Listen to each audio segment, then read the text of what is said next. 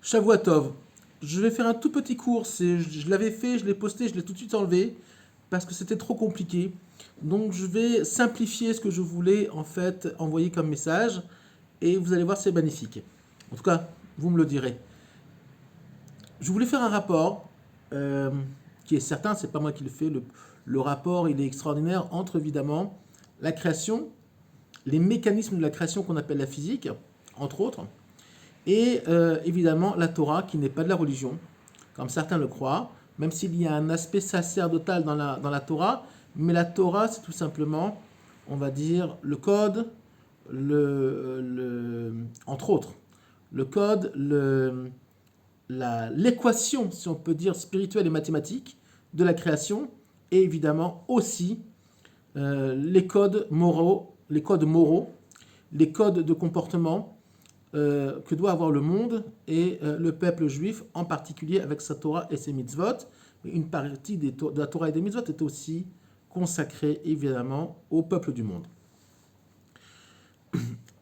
Il y a une théorie récente, qui a plusieurs dizaines d'années, mais ça s'appelle récent dans le monde de la physique, qui s'appelle la théorie des cordes. C'est quoi la théorie des cordes?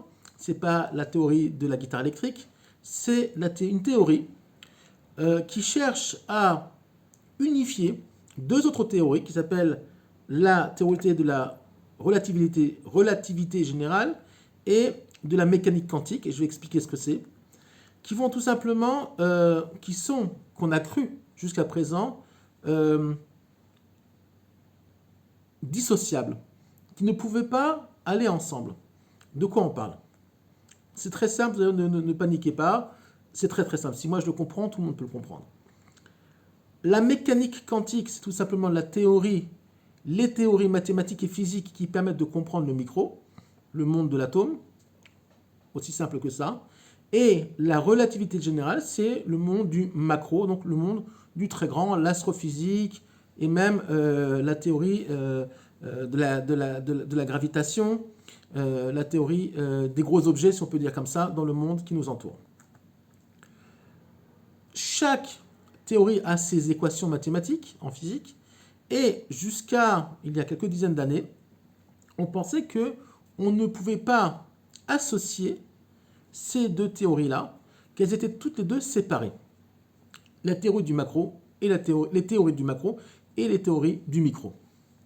Or, il y a eu des physiciens un peu plus courageux que d'autres qui ont proposé une nouvelle idée qu'on pouvait tout simplement peut-être trouver une équation commune entre la théorie du petit et la théorie du grand. La théorie du macro, qu'on appelle donc la relativité générale, et la théorie du micro, qui est la physique quantique, qui est donc la physique atomique.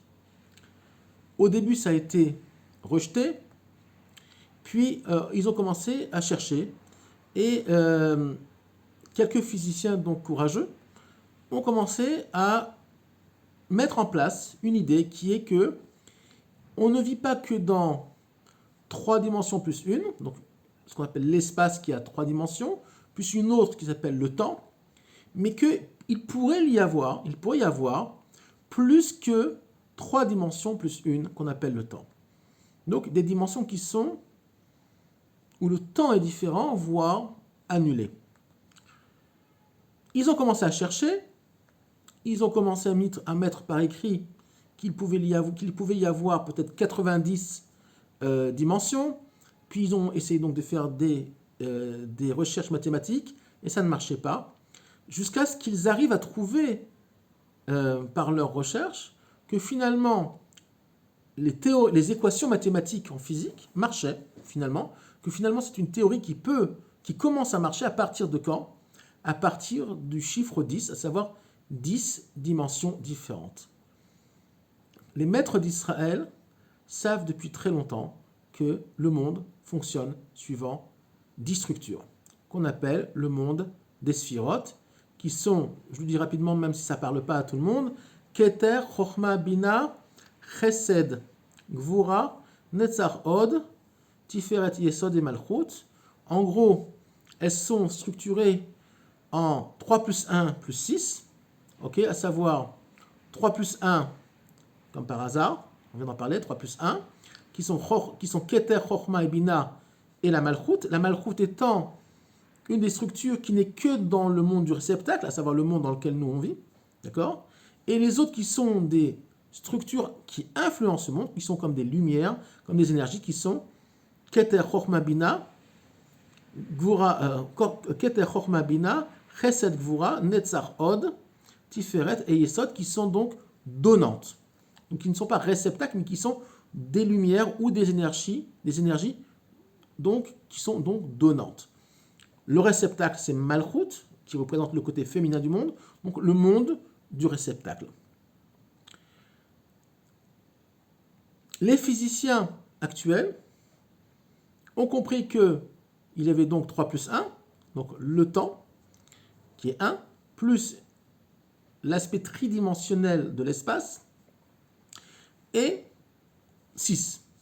Pour le moment, chez eux, c'est très théorique, mais nous, on sait très bien que les maîtres de la Kabbalah, depuis plusieurs milliers d'années, depuis plus de 2000 ans d'ailleurs, même beaucoup plus, puisque le Sefer HaYetzira, même si le Sefer HaYetzira parle, qui est rattaché à Abraham, donc c'est un livre qui est antérieur à Matan Torah. Il faut savoir que la Torah existait au niveau individuel, avait été déjà transmise depuis Adam Arishon, qui avait reçu une certaine Torah, pas Matan Torah telle que nous on connaît, mais il y avait eu une transmission individuelle en petits groupes à travers le narratif, à travers le temps, on va dire, de la Torah, depuis la descente du Gan Eden jusqu'à Matan Torah. Il y avait une Torah, puisqu'on sait très bien que Avraham, Yitzhak et Yaakov ont étudié chez Shem et Ever.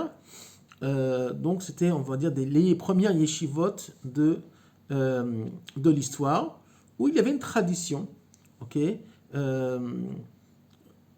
par exemple, Adam Arishon a écrit un livre qui s'appelle le livre de Raziel, qui est le nom d'un ange, d'accord, qui est un des premiers, peut-être le premier livre du monde, qui est un livre de Kabbalah.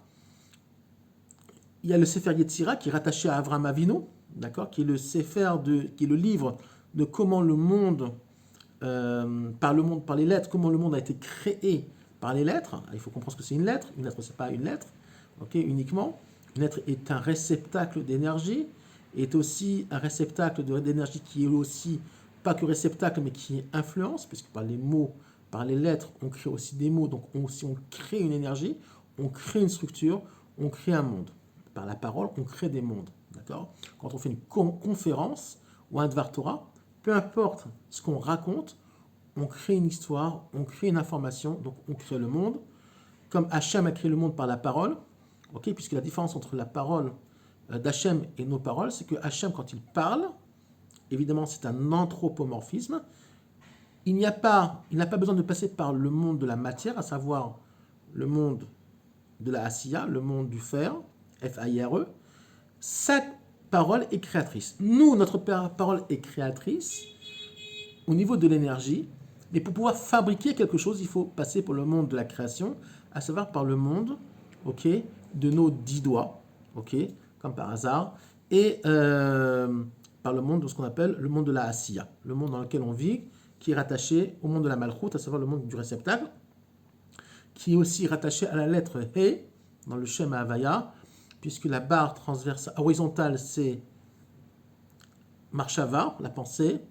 La ligne horizontale qui est rattachée, qui fait donc un Dalet, c'est Dibour. Et le petit Yud qui est sur le côté, c'est Asiya, le monde du fer, F-A-I-R-E, le monde de l'action. Donc on revient à notre rapport entre la physique et la Torah. Finalement, ils se sont aperçus que leur théorie mathématique marchait qu'au niveau de 10 dimensions, donc qui se rattache à ce que les maîtres d'Israël disent depuis des milliers d'années, à savoir que il y a 10 structures avec, je fais ça très rapidement, avec elles-mêmes des sous-structures par exemple, dans le monde, sans entrer trop dans le détail, parce que sinon c'est très très compliqué, mais par exemple dans le monde de la Chokhmah, il y a les 10 autres structures aussi qui s'intègrent à ça, et dans chaque structure, il y a les autres qui sont intégrés, et ainsi de suite. je parle des, on va dire, des têtes, les têtes les têtes de ligne des structures, et pas ce qu'il y a dans la structure elle-même, parce que sinon on aurait besoin d'un cours de 25 ans. Donc, en gros, il y a 10 structures, il y a 10 points dans la création, ce que la théorie des cordes a trouvé après beaucoup de recherches mathématiques. Donc finalement, on s'aperçoit que, évidemment, le maître du monde, quand il a créé le monde, il l'a créé d'une façon où, avec le temps, avec l'évolution, on va dire, de l'homme, on commence à trouver des théories mathématiques qui ne vont pas non seulement prouver que Dieu n'existe pas, mais bien le contraire. Le rabbi de Lubavitch disait une chose extraordinaire. Lui-même était scientifique, il était ingénieur, pour ceux qui ne le savent pas. Il disait c'est très bien que les sciences avancent, si elles ont évidemment une morale derrière, et qu'on ne fasse pas des bêtises, mais malheureusement c'est très bien que les sciences ont amené aussi beaucoup de mauvaises choses. C'est-à-dire que la science elle-même, c'est quelque chose de bien, évidemment, mais parfois il y a des déviations comme la physique atomique qui a créé aussi malheureusement des engins de destruction qu'on appelle les bombes atomiques et qu'on n'était peut-être pas forcément obligé de créer. Mais la physique atomique elle-même est très positive puisqu'on peut créer une énergie qu'on appelle l'énergie atomique qui est quand même une énergie intéressante, si elle est bien gérée, évidemment. Donc finalement le rabbi disait toujours, laissez-les chercher, c'est très bien, puisque les sciences ne vont pas prouver que Dieu n'existait pas comme on croyait dans les années 70 et dans les années 60, où la science va remplacer les croyances primitives, soi-disant, de toutes, on va dire, les religions du monde, et particulièrement la Torah, puisque la Torah est la première de toutes, et la source de toutes les autres religions, il faut le savoir, mais bien au contraire, plus on va trouver, plus on va chercher, plus on va trouver, plus on va comprendre que Dieu existe. Il faut savoir que les physiciens actuels, les physiciens modernes, contemporains, dans leur très très grande majorité, croient en Dieu. Alors chacun après fait son idée de ce que c'est Dieu, d'accord ? Dans le judaïsme, on a donc l'humilité de dire qu'on ne comprend pas ce que c'est Dieu, mais on comprend comment sont ses expressions, comment Dieu s'exprime dans le monde, comment, parce qu'on le sait par Matan Torah, on sait quand la Torah a été donnée, parce que la Torah n'a pas été donnée que dans le narratif biblique tel que nous on le connaît, qui est plein de secrets, et il y a une dimension qui s'appelle la Kabbalah, et dans la Kabbalah on nous explique donc tout ce que je viens de vous dire, entre autres des théories même mathématiques, et infinies d'ailleurs, puisque la Torah est infinie, c'est un code monumental, on le sait très bien, c'est un code informatique aussi monumental. Et plus l'informatique va avancer, plus la physique va avancer, plus on va comprendre que Dieu existe. Juste pour terminer, donc cette théorie des cordes est en train de prouver tout simplement qu'on peut lier par une seule théorie la mécanique, donc qu'on appelle la relativité générale, et la mécanique quantique, qui sont donc deux théories, qui sont la théorie du macro et la théorie du micro. On pensait que on ne pouvait pas les associer, mais finalement, ils sont en train de se rendre compte que oui, finalement, il y a une grande théorie qu'on appelle la théorie des cordes, okay, mais nous, cette théorie, on la connaît, elle s'appelle Shema Israël.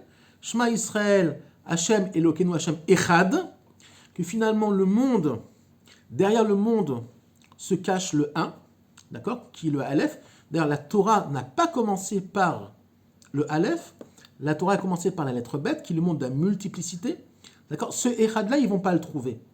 C'est-à-dire qu'ils vont comprendre que oui, par leur théorie des cordes, ils vont commencer à comprendre que oui, il y a une unicité, uniformité, d'accord, une union entre le multiple. Finalement, il y a beaucoup de choses multiples dans ce monde-là, mais finalement, derrière cette multiplicité, derrière ce bête de Bereshit, qui est la première lettre de la Torah, se cache le Aleph, qui est la lettre de l'union, qui est donc la lettre qui correspond au niveau de la numérologie de la lettre du chiffre 1.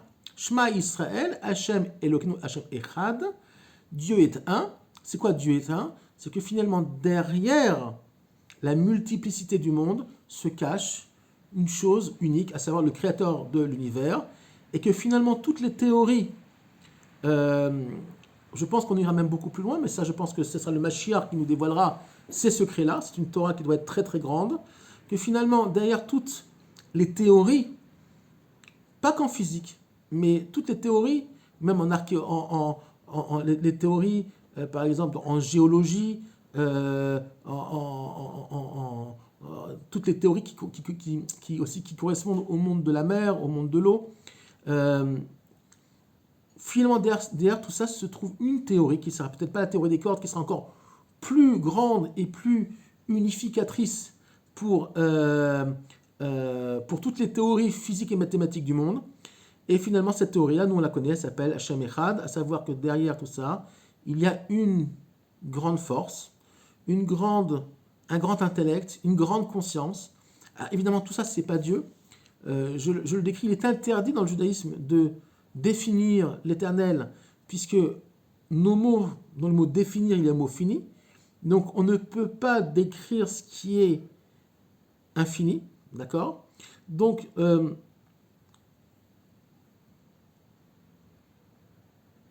comment expliquer?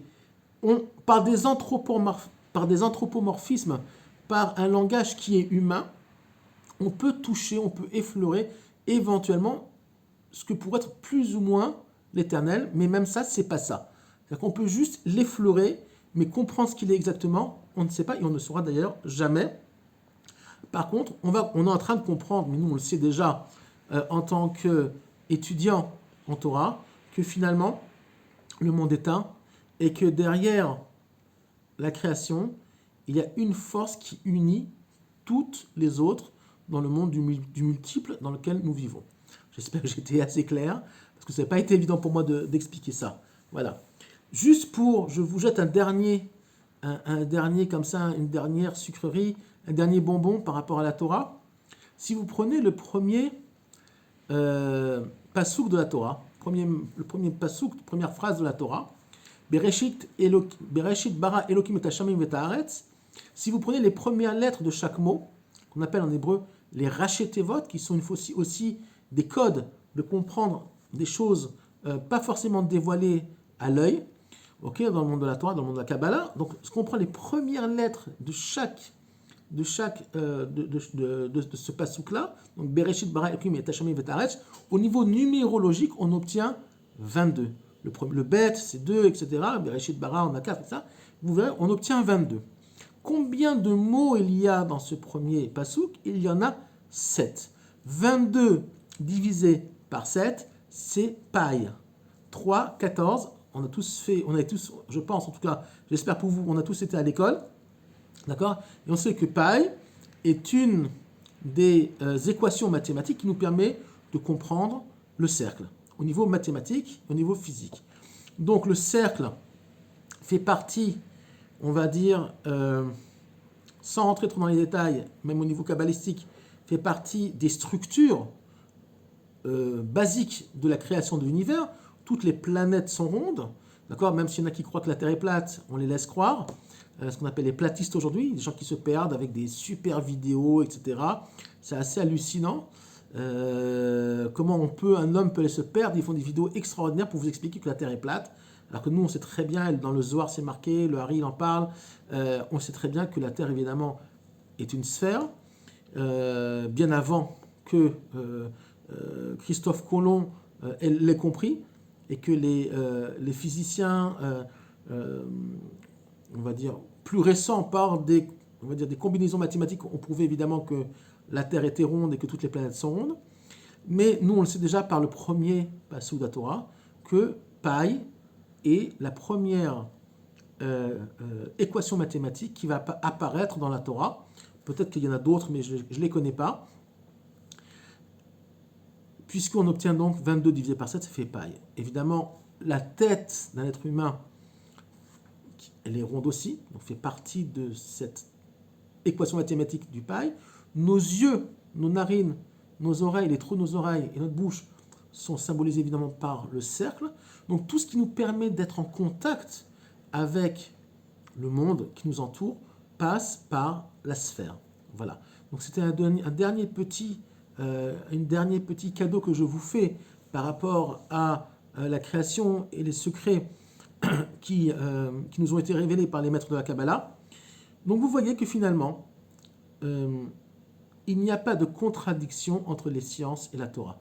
Je vous souhaite un Shavua Tov. Je ferai cette semaine un cours sur la paracha de Béchalach, donc la paracha qui vient de se dérouler. Je n'ai pas eu le temps. Quelque chose d'intéressant, vous verrez. Et on se retrouvera donc, j'espère, dans les prochains jours. Je vous souhaite une bonne semaine en attendant. À très bientôt.